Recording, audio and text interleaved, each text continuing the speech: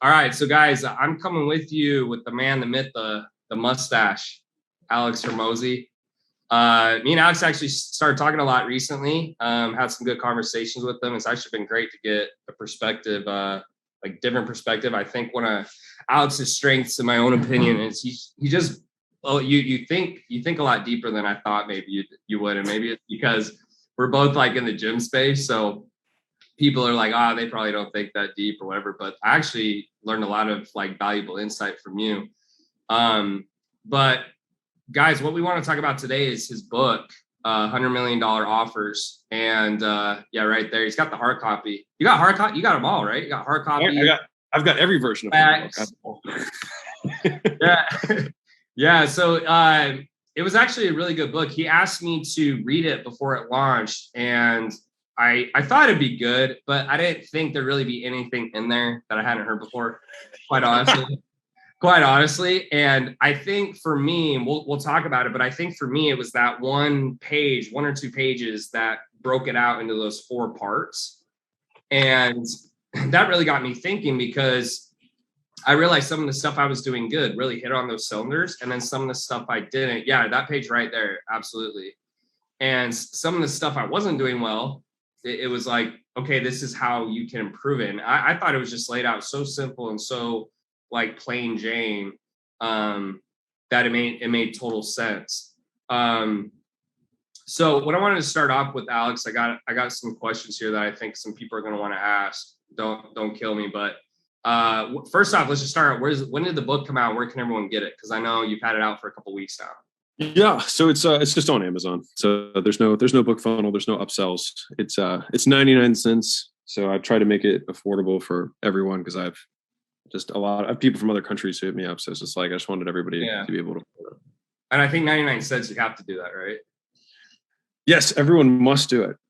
There's also a course that comes with it as well. So it's a full course. It has all the downloads and checklists for each kind of aspect of the offer creation, the guarantees, and like how to structure them, the bonuses, how to structure them, the elements of scarcity you want to add in, how to do it ethically, and then how to add in urgency. And there's like check boxes for how to do that, especially if you're a type of business that's running on a regular basis. So like urgency is easy if you launch twice a year, right? But it's much harder when you're like, well, I want to sell people every day.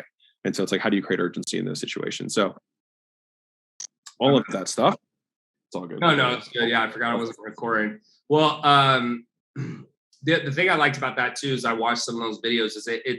I think a lot of people are very visual, and the one thing I didn't like when I was writing the book, I don't know if you felt this way, but when I was writing, I kind of wish like you could put in videos, because it's almost like you can just explain it better. So I love that you had that in the book, because I think it's easy for people to like, oh, I don't really get it, and then you go and you just literally break it down. It's perfect. So that was one of the favorite things I liked about your book. How many years of knowledge would you say is packed into this? Thousands. I mean, it's just our knowledge scaling our businesses rather, from the last decade. And how many mistakes do you think you made along the way? A lot. I can directly attribute probably like $7 million in profit of mistakes that I did not make just from like one chapter in that book. Do you think that most of the mistakes you made, do you think it's from your own experience, or do you think it's from like hiring other people and then doing what they say, but it doesn't work out the way you thought it would? Or but maybe it's a mix. It's a good question. I would say sure, it's other people's stuff, but like I've also listened to other people. So it's not like I can like write other people off. It's just, especially when you're starting out, you have mentors and coaches and things like that. And part of it is taking other people's experience, at face value and going for it. And a lot of the things earlier on did work out for me. I think as we got much bigger, a lot, and I know that you found out later, how much we were doing for a much longer, period of time than most people knew. The people who were giving advice hadn't even made the amount of money that we had made. And so it was just very difficult for me to find people whose perspective I could trust. And that was a very difficult thing for probably like a 2 or 3 year period, which is, why we started acquisition.com and whatnot to hopefully provide that for people who were going from 10 million to 30 million to 50 million, et cetera. Yeah. Was it hard to find those people? I'm genuinely curious. Like I've had that same feeling, and I'm not at your level. So that's how I felt was when I was looking for people, is trying to find those individuals who are truly at that level. Was it hard for you to find them? Yes. But I think you can get there, like as much as like there's periods of time where you have to grind and like put your shutters on. I think there's like, I think you execute until like all of the things that you have wanted to execute are executed. And then I think you have to look back up again and look around and to like, okay, I need more information and new frames and new lenses to see what I can't see right now.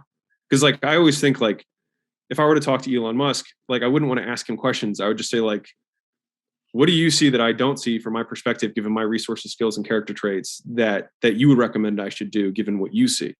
Because I wouldn't want to ask. My questions are stupid. You know what I mean? Candidly, it's like there was an acquaintance of mine who ended up sitting down with a guy who was a billionaire at the time, and he was really fresh in his career, and he was in the fitness space, and he ended up spending like the whole lunch asking about where to source equipment from. And he always looks back at how stupid it was that these are the questions that he was asking this man, but it's because he just didn't know any better, right? And I think that that's what I try to avoid when I'm talking to people who have experienced a different level. Is I try and get them to ask the questions that I should be asking. Yeah, so that's a great point. I'm on the same mind frame where when I'm trying to ask someone ahead of me, it's like, is this a good question? Because I sit there in a debate. I'm like, this sounds like a good question. Like, no, that's a dumb question. That's like stupid. How do you get better at that? Do you feel like it's a skill you've learned over time? 100%.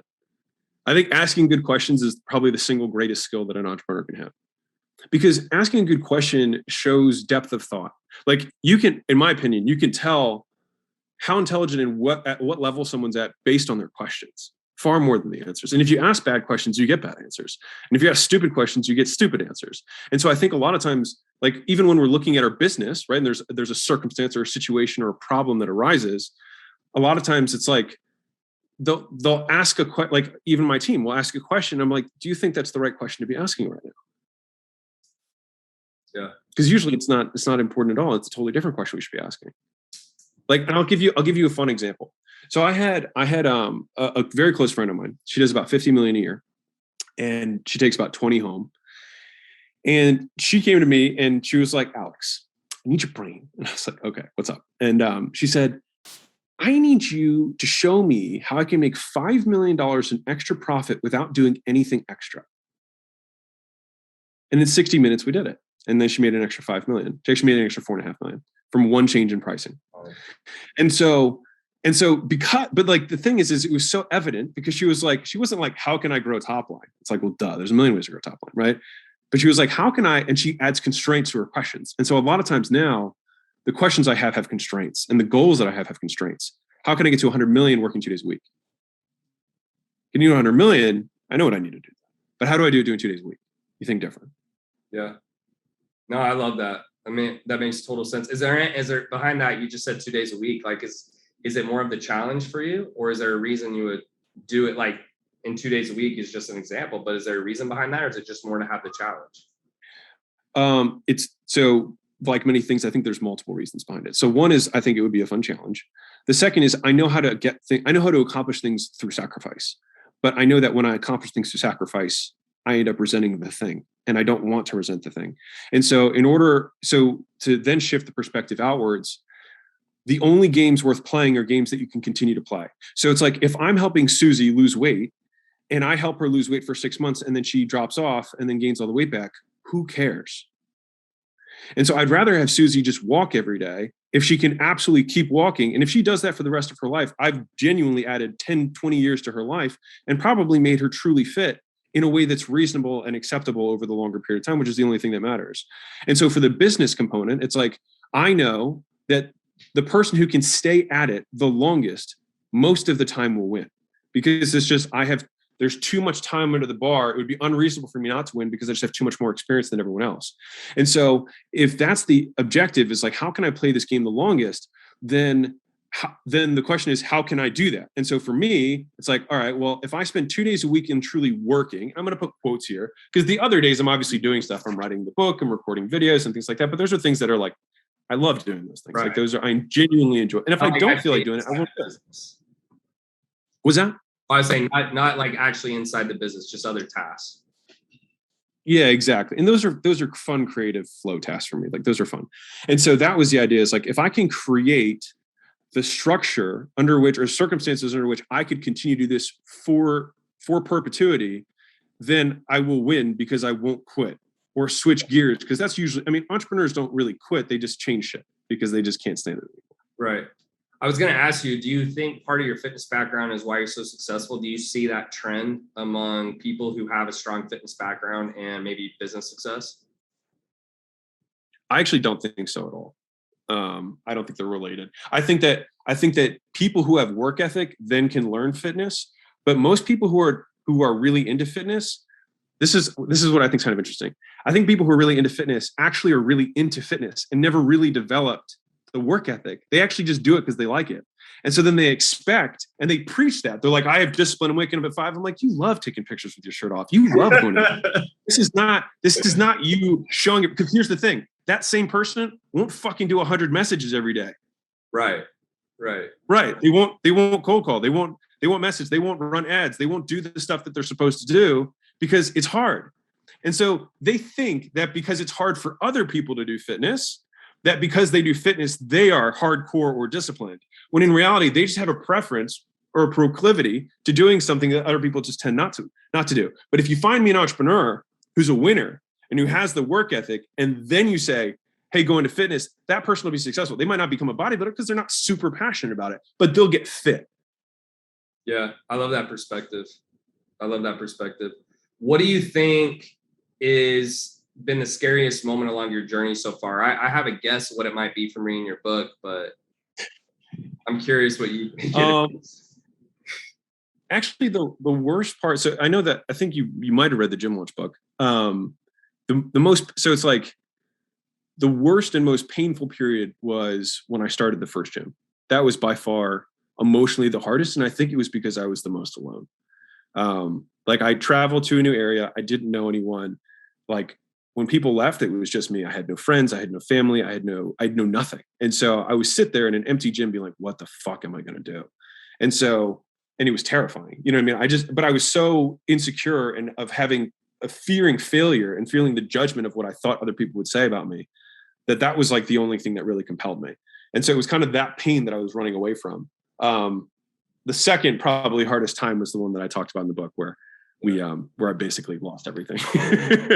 That was pretty shitty too. What I read from the book, and I have a later question on it, but I feel like, my parents had similar feelings about business and so forth as yours did, and I didn't feel a lot of support. Do you think do you see a trend among successful people who almost like they're running from not being a loser or not being disapproved of in a sense? Because I know how you said that was 100% my motivation. Yeah. I think it's different for, like you look at Michael Jordan, and for him, it was the comparison to his brother. Right. And so I think I'll rewind real quick. I think humans experience pain, and then it just takes certain types of people take the pain and let it beat the strength into them. And other people take the pain and let it beat the strength out of them. And they blame the person who caused that pain as the reason they are not successful, rather than saying, I will not give this person power anymore over my life. And so as a result of the pain that they beat into me, I will become stronger and I will prove them wrong or whatever it is. And I think that most people, though, the level of success, I think in some way in the beginning is proportional to the pain that you experienced. But then I do think that there is a switching point, because once you have satisfied, and I think that you're rubbing into this like right now in some of the conversations we've had, it's like, there comes a point where you're like, it's not really reasonable for anyone to say that I'm not successful anymore. It's not, and like, there's no more marginal utility for money. Like another $1 million or another $10 million truly changes nothing about my life. And so then I think that the motivation has to change. And I don't think it happens overnight, but I think that it does switch from a fear-based drive to a pull-based drive. And as a fun quote that I like a lot is that most people don't know the difference between fear and motivation. Most people they conflate the two. They assume the feeling they have right now, maybe some people are listening to this, that drive, they might think it's motivation, but it's actually fear. And then when fear is gone, because you've satisfied all of your needs, then they don't know what motivation actually feels like, because it feels different. That's a good point. I see even on like a YouTube channel, that thing took off like a rocket ship, bro. I think the thing that resonates with people is just your thoughts are like, it's almost like, where did you get this perspective? Do you feel that a lot of your thoughts now come from just, I mean, obviously building a business to your size, you have to gain perspective, but is it more the people you've been around? Is it the books you've read? Or is it just literally just the experience of doing it? I think I spend a lot of time not doing much. So counter to the grind culture, most of my day is empty. I don't have anything after this. I didn't have anything till noon today. 3 days a week, I have nothing on my calendar. So, and so a lot of time, I occupy my time just reading stuff that that seems interesting. And they're usually totally disparate books. And it could be anything from like religious stuff to pricing to whatever. And I also think that my closest friend, Dr. Kashi, is basically a philosopher. And he and I spent a long time talking about ideas. And I think a lot of that comes into the context of death. Honestly. So we talk about death a lot because I think a lot of people don't like talking about death, but in doing that, I think we get a lot of perspective on like what is important and why. And so that's been helpful for me. Yeah, that makes sense. When putting together offers, getting back to your chapter in your book, do you think people have a natural tendency to make them complicated or not to listen? Like when I read it, it just seems so clear, but do you still have people who fight you on it or try to overcomplicate it? I don't know, really almost no one's fought me on the book. Like every person is like, I mean, we've gotten a lot of good feedback from the book, and so not really. I haven't had a lot of I haven't had any negative feedback from the book, so I'm like waiting for that. But no, I think it's a fairly clear structure, and most people just see it, at least 2 or 3 elements that they could include in their offer to make it more valuable. And most times when people, like as a thought experiment for everybody who's listening to this, the offer, in my opinion, besides the marketplace you are selling to, is the most powerful lever you have on how much money you're going to make, right? At least on the ability to sell stuff, which obviously is a skill in of itself. But if you have a really good offer, it's much easier to sell, right? It makes your job easier. And so if I were to say, for example, to anyone here, hey, I will double your business in the next 30 days, guaranteed, or I'll pay you twice what you paid me, right? That's it. That is an offer structure. There's an outcome, there's a timeline, there's a guarantee, right? And I'm only taking 2 people, right? There's some scarcity for you. And so just like that would probably be right now a compelling offer to most people here, right? And depending on the price, they just have to factor it into what doubling the profit or doubling their business would value to them. If you're making 10 grand a month and I charge $1 million for that, then it might not make sense. But if you're making $1 million a month, then it totally makes sense. Right. And so then it's a very easy decision for the prospect. It doesn't take a lot of salesmanship. It's just a simple decision, right? Best case, worst case, here it is. Right. And so if that's the extreme example, then if we take that extreme and just say, how many steps backwards do we need to take until we arrive at something that's reasonable?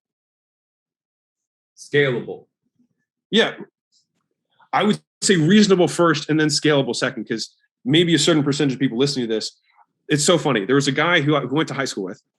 He got furloughed because he was a chiropractor. So he graduated from chiropractor as a doctor of chiropractor, and then got furloughed like the next month after COVID, and was like, bro, I need to make money. And I was like, do you want to make money being a chiropractor, or do you want to make money? And he was like, I'd rather just make money. And I was like, okay. So we just put him in gym lunch, and I said, just sell weight loss, and I'll show you in a bit. Swear to God. And so he's selling, and literally 90 days later, he's doing 20 grand a month, and he's stoked, right? And so, but the reason that I brought this up was that before he started making the money, he was like, hey, here's my offer. I'm trying to put these pieces together. I'm afraid that, if I give away too much, it's not scalable. And I was like, bro, you don't have any clients. Yeah. I was like, what scale issues are you worried about right now? You have no clients. So it's like, worry about scale later once you have cash flow. And to prove the point of how much I believe in this, I spent 2 years launching gyms. So people were like, Alex, how'd you build such a big coaching business in gyms? It's like, because I launched gyms for 2 years. I flew out, I showed up at the front desk, and I sold memberships for 24 days. And then I flew out and did it again. And then I flew out and then I did it again, right? And then I had other guys that were flying out with me. So I was running a sales team and doing that. They're like, how are you so good at it? It's because I did it so many fucking times, right? And so I think so many people aren't that good at the thing that they think they're good at, which is why they don't make any fucking money, right? And so anyways, rant over. But in terms of scalability, I think it is far better to get good at the thing and think, how can I provide so much value that this person wouldn't say no, get the yeses, get the cash flow, and then determine what people find valuable, what they don't find valuable, and then peel back the offer until you still have the ultra valuable stuff, but you can pull back some of the things to make it a little more scalable. Yeah. That's a good perspective. In fact, I mean, I didn't do the gyms, but I did do the online. Yeah. And that's kind of what made it. And in fact, it got to that point where I had to start deciding, am I going to do low ticket fitness or am I going to go more high ticket? And, I had like trainers lined up out the door that were like, hey, can you do this for me? And that's actually how I got into this. I never thought I'd get into this. Back to your point of what you just said, something I found interesting that you keep bringing up is when you talk about scaling, getting to the next level, is not doing too much, right? So not having too many offers, not getting too convoluted. So is there a litmus test to know when you're adding in too much to your offer? So let's say you have a coaching offer and then you throw in the agency and then you do this done for you and then emails and all of a sudden you have all these offers. Is there a litmus test to that to know when it's a good idea and when it's not a good idea? It's a good question. I think it's a really good question. Gotta have one a day, man. Yeah, it's a really good one. I wish I gave a perfect answer, but I don't know if I have one.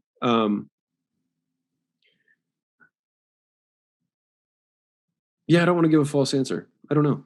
Okay. I mean, I feel like I know it when I see it. You know what I mean? But in terms of like what framework would I use to say this is too much or too little? Most times, the easiest litmus test that it's like if we're going big picture, the easiest litmus test that I would think of is, are we changing avatars? That'd be the first litmus test. The second would be, are we changing place in the market? And so there's 4 major strategic positions in any marketplace. You've got ultra low, which is like what you can, like VAs for $400 is ultra low priced, right? Then you've got your low price, which is Walmart, right? And then you've got premium, which is more expensive than the average stuff. And then you've got luxury, right? Where demand increases as a result of status and price, where the higher the price is, the more the status that's associated with it. Now, people who might be listening to this might think they're in luxury, but they probably aren't. They're probably in premium, which like your program, my program, they are premium products. They're not luxury products, right? No one has statuses associated with how much they paid you, right? And so if I were changing where I sit on that graph, then that would be another thing where I would say, okay, we still want to occupy one position, number one. Number 2, we want to serve one avatar. And I think part of the reason that the question is so difficult to answer is that there has to be context behind it. So like right now we have 6 businesses that we're in, like heavily in, right? And so you're like, people might hear that and be like, well, Alex, I thought you told me to focus on one thing. And the answer is yes, but it's also, at what point do I have the skill set and character traits that would allow me to do these other things? And so I think like when I started my second business, which is Prestige Labs, I did that out of sequence. I should not have done it as soon as I did it. Now that I have it now, it took me a long time of failure and suffering during that period of time of transition of being CEO of 2 companies, that I can now see that in retrospect.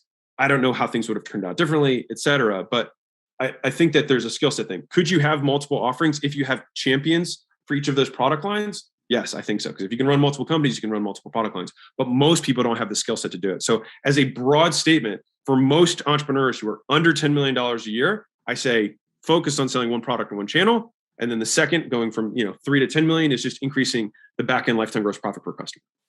Yeah. With your business, is the thing that impresses me the most is the fact of scale, how much scale you've had with essentially, and I may be wrong, but in your portfolio, I still believe you don't run hardly any ads. That's accurate, right? Overall? That is accurate.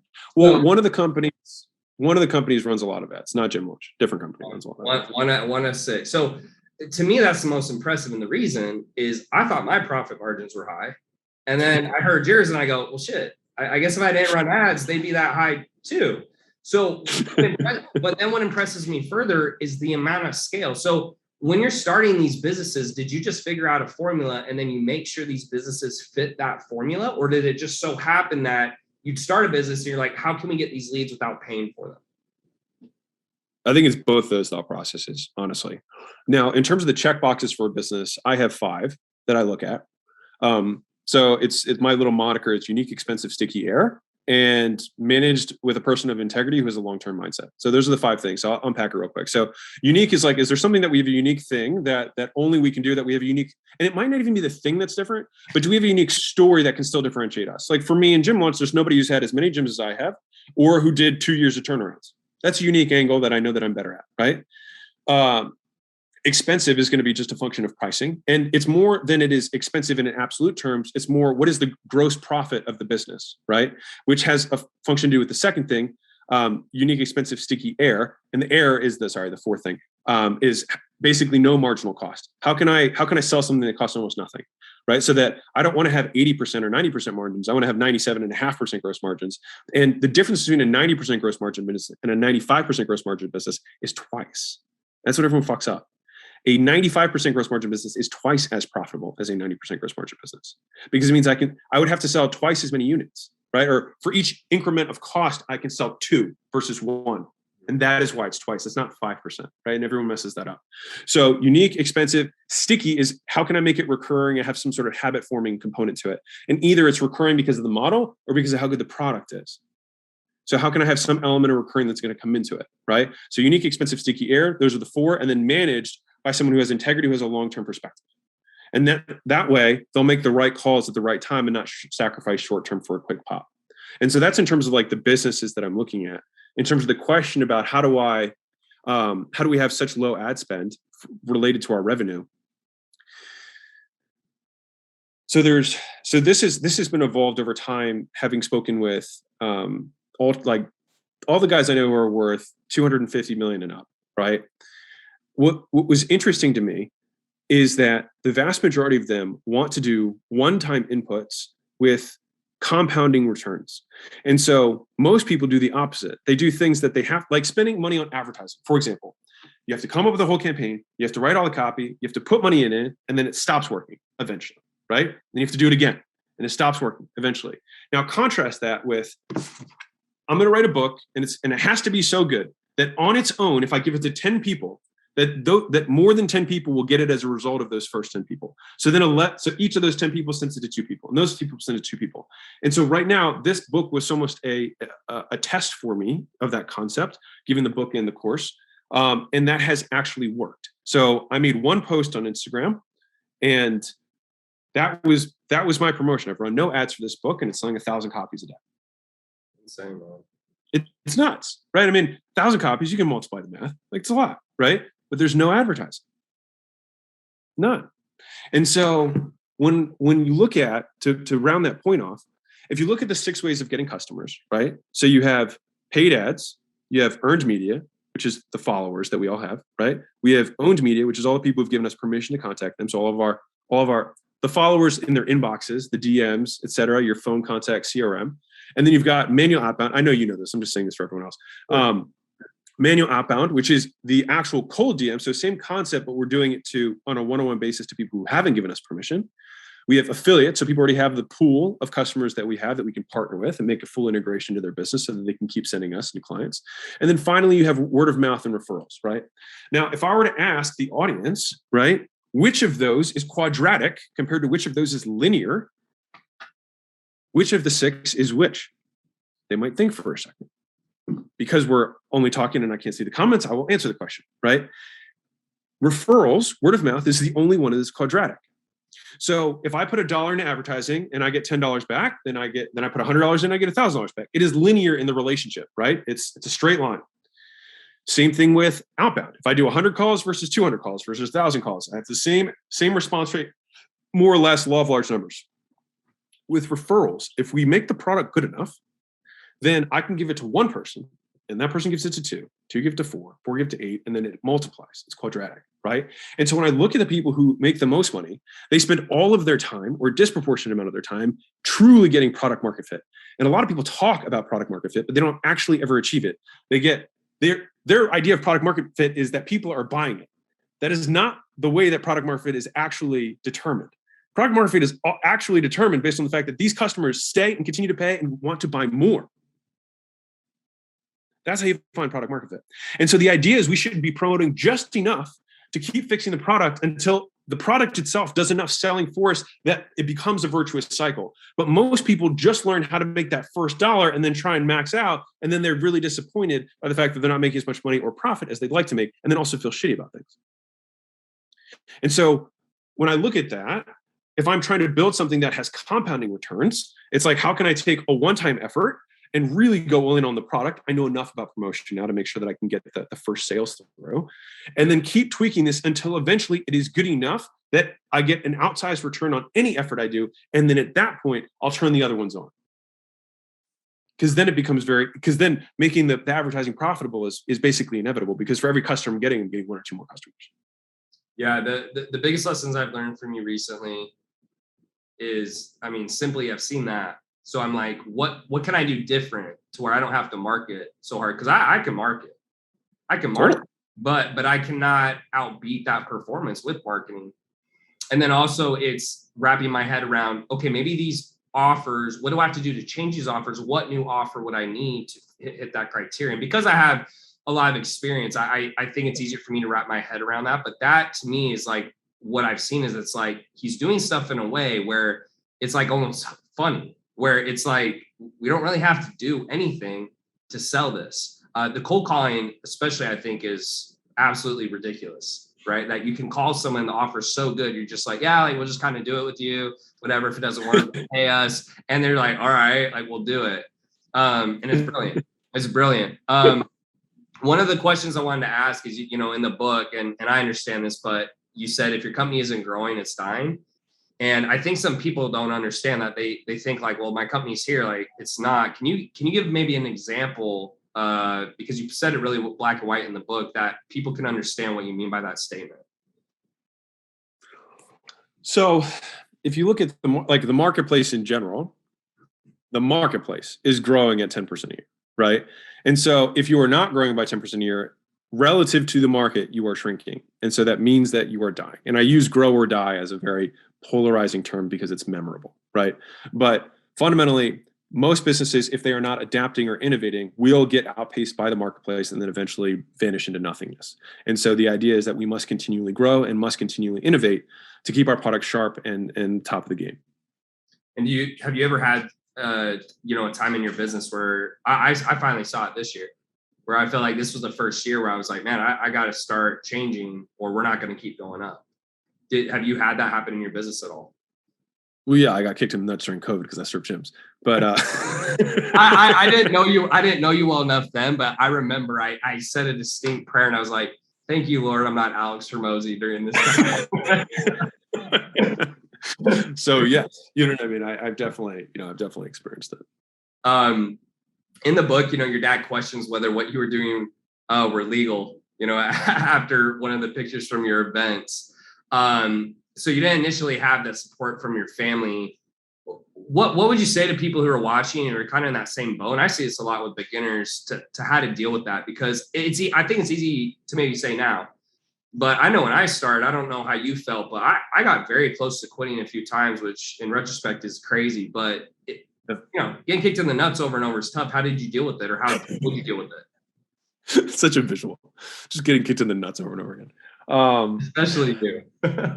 So, I'll briefly share the story that got me started, because I think it might have relevance. Because for me, the hardest decision was actually quitting my job. So that was the hardest decision I had to make, because I was actually a very good student. I graduated from Vanderbilt magna cum laude in 3 years, and I got a good job as a management consultant.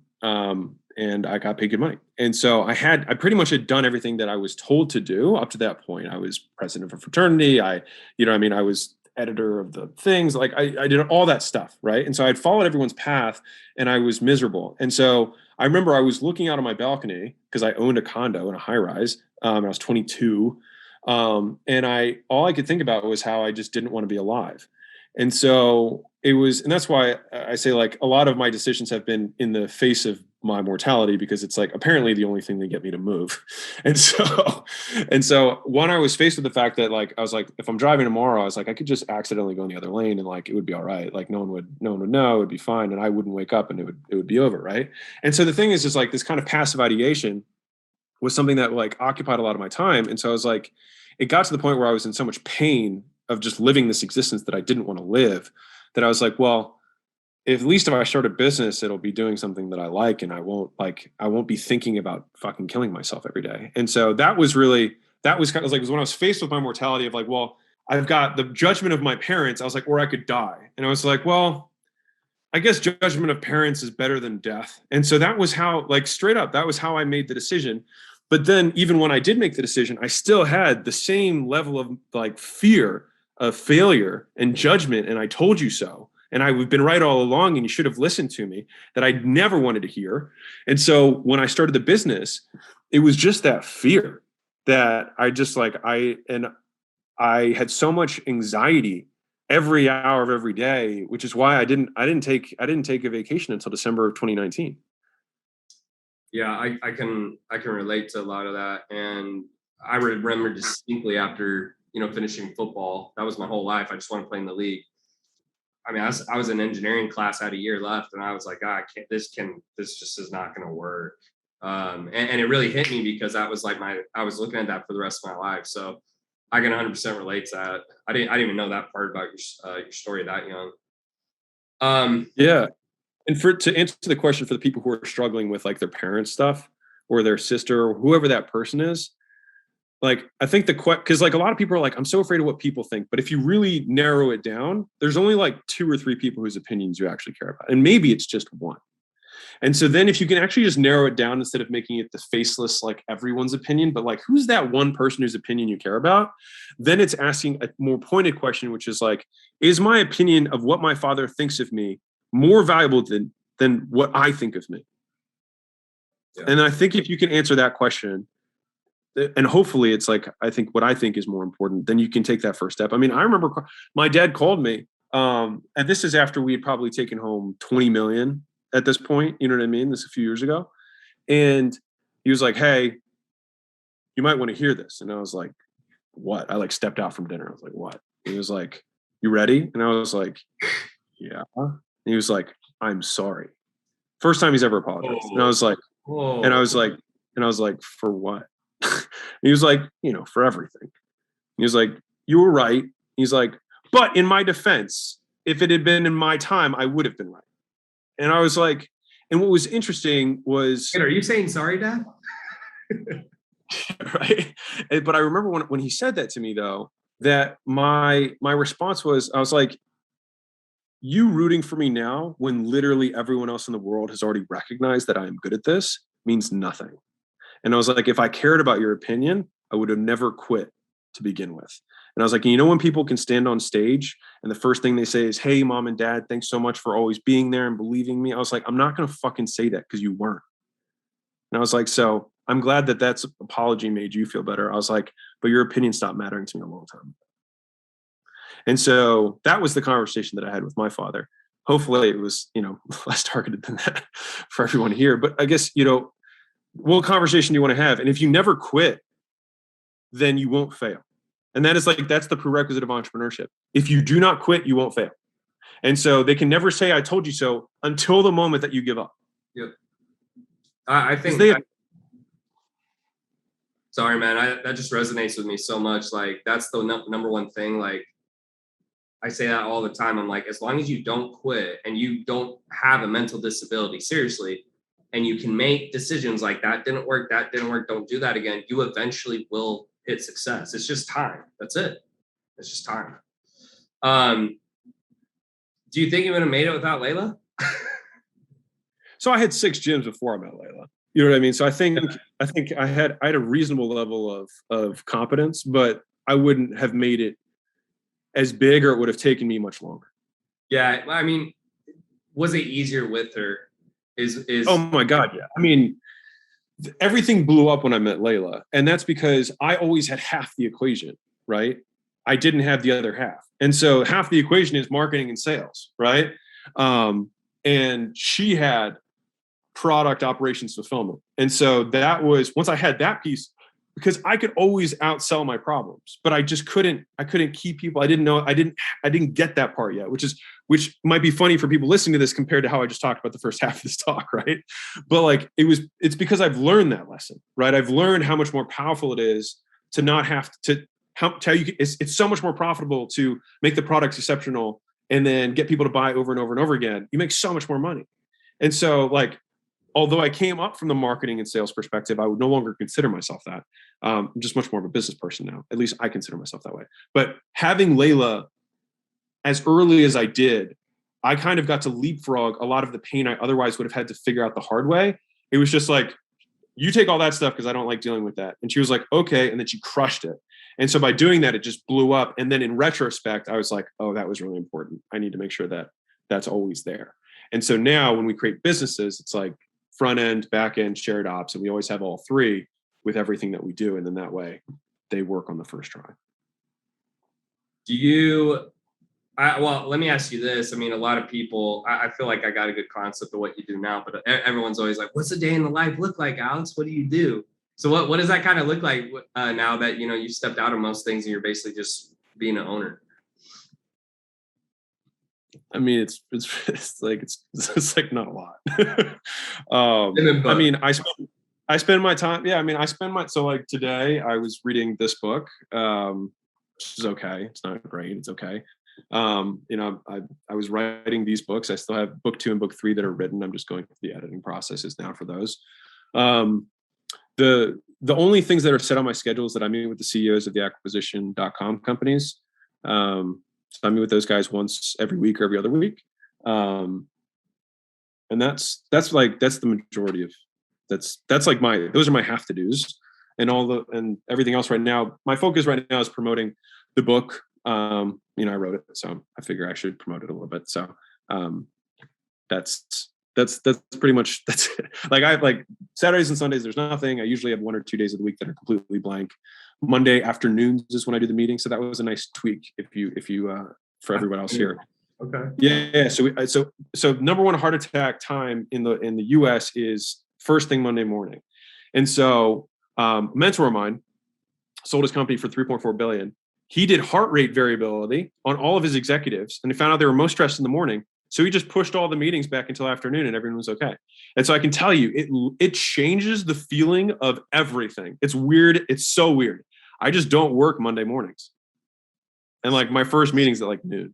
That's so interesting. That's the first time I've heard that. I might have to try that. That's so interesting. Dude, it's weird. It's trippy. Like you're like, I feel like I'm cheating. Like I'm not stressed right now. And so all of a sudden, no one else is stressed either. And then it eliminates this false urgency you feel, because it's like, first thing, I got to do stuff on Monday morning. It's like, no, you don't. Like, because us deciding now versus 4 hours from now is going to change nothing. But like the stress levels go way down. So my Monday afternoon, spend like 3 or 4 hours in meetings, and then I have Thursday mornings. I do a little bit. That's it. Final 2 questions, Alex. What's next for you? What's next for you? You got the portfolio companies. Are you just going to keep adding to it? What are you going to do next? Yeah, that's 100% my focus. It was like, how can I play something? So I spent probably 2 years trying to think about what the next thing was going to be. I know you and I have had offline conversations about this, but like, I really have no more marginal utility for money. So money only solves money problems. And once you've solved all the money problems that exist in your life, there's not a lot more that money can do. And I recently did my will, and my estate planner updated it. And like, I don't have kids, and all the stuff that I have, I'm going to be donating anyway when I die. So like, there's really no reason for me to for me, the idea of legacy is kind of silly, because in 100 generations, my gene pool would be done even if I did have kids. And if I did have kids, I probably wouldn't give them the money because I think it ruins them, which means that I can't give the money to anyone anyways. And even if I did, in 100 generations, someone's going to remember who I was to begin with. So it doesn't really matter. So all that to say, I had to think like, what does my ideal day look like? And then how can I create a company that fits that? And it was like a 2-year, I still have a note on my phone that has like 11 different big business ideas of what I was going to do next. And then piece by piece, I started crossing them out until I was like, the acquisition.com one just kept feeling right. It kept coming back to like, I would have moments where I was like, this one might be cooler, but I would always come back to that one. And so that's why I think I'll be able to win with it, because I keep coming back to it. And I think that I'll be able to do it for a very long time. And so if I do it for a very long time, then I think it'll grow much bigger than anything else I've done. So for everyone who's listening, it's we're acquiring minority positions in education or training-based companies that are really 5 million plus, like 5 to 15-ish. The biggest company in the portfolio is doing 35. Smallest company is doing 8 million. So just for like context. But that's kind of the range. But 5 million plus is kind of at least where we kind of draw the line. But yeah, so we're looking at those companies and saying, hey, we've already done this like a zillion times now. So, helping someone get to 30 million or 50 million or whatever, like we understand how to do it. Yeah, it isn't too difficult for you. So guys, Alex, thank you so much, man. Guys, make sure you go to Amazon, get his book, and then Alex, when do your next books drop? You can't pick that stuff up. The next book will drop when I think it's good enough that when people read it, they'll tell their friends. Fair enough. So, I think, it's done now. I have a whole rewrite in my head, though. I've rewritten the second one 3 times now. So I'll probably end up rewriting it 2 more times. So I'll probably rewrite it 1 more time. When you're writing it, Alex, are you doing pretty much the heavy work as well? Like, you're not getting a lot of help. I do everything. That's yeah, I do everything. That's incredible. Yeah. Because it's a lot of work. People who are watching this, it's not easy to write a book, by the way. So incredible. And a good book's even harder. Yeah. Yeah.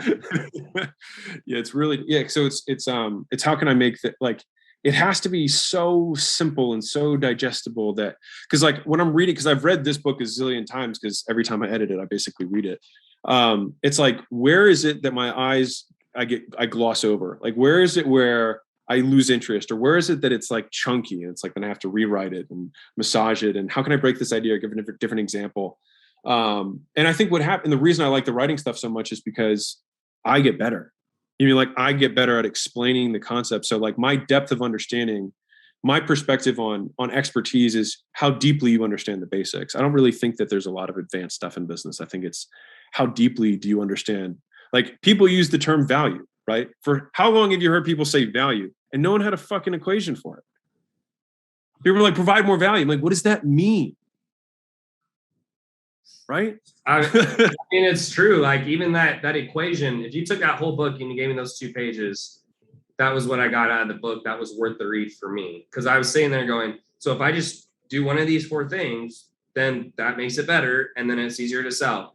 And as soon as you start implementing it, or I have at least already, it's easier.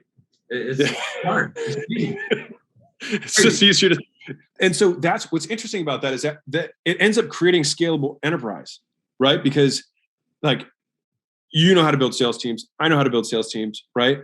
But what really scales sales more easily, rather than having absolutely savage salespeople, and that's very important and good, and amazing sales training, is just giving an offer that would be so easy to sell. And then all of a sudden, you don't have to take nearly as much time to ramp up. You don't have as much cost in sales that are not closed by a new closer when you put them on the roster. Like, there's all these other costs that are mitigated when you have a much better offer. And people are more convicted about it because they believe in what they're selling. Yeah, 100%. I've already seen that across the board. Well, dude, everyone, please get his book. Thanks so much for your time, man. I know you're just so busy today. We don't have any more time left on the schedule. Guys, be on the lookout. I think Alex is doing 10 books. 10 books? Yeah. Accurate? Yeah. He's going to be writing 10 books, 10 courses.